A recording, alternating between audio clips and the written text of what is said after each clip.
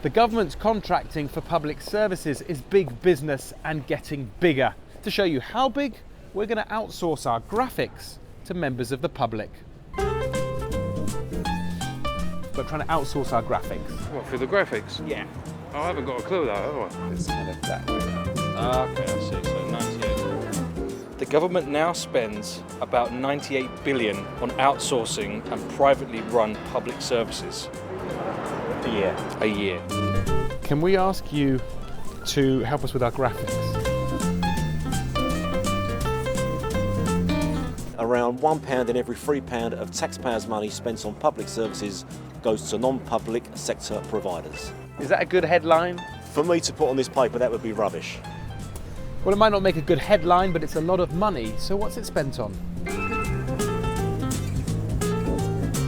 That's mainly spent on health, defence, justice, transport and welfare. You're a natural. Thank you. Actually, I'm quite shy.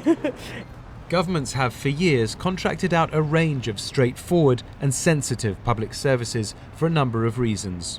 The good reasons are if there are people out there who can provide a service better than government can provide it itself, more efficiently, more effectively and at a better price, that might be a good reason to outsource something.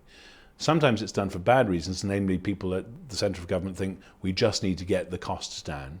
And if that's the main driver, the first driver for outsourcing, it's not that likely to work terribly well.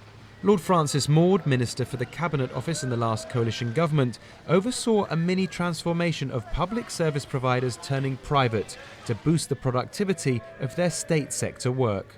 I used to visit these and ask people, would you go back and work for the government, the NHS, council, whatever? Never had anyone say anything other than no. Why not? Because we can do things. We're free from the bureaucracy. We saw productivity go up in leaps and bounds, I mean almost literally overnight. But despite these so-called mutuals, the world of outsourced public contracts is still dominated by a few large private companies that have mastered the art of bidding for them. And projects regularly suffer from weak contract management. The policy people are the white-collar mandarins and they become the permanent secretaries, by and large, not exclusively. And the people who actually run big operations in government are the blue-collar people, and they always have to remain a bit below the salt, and that's completely wrong. Spectacular failures have made alarming headlines. Tonight at 10, the security companies accused of massively overcharging the taxpayer for tagging criminals. Also tonight, the focus of protests now Atos, the company running the government's fitness to work tests, asks to end its contract early.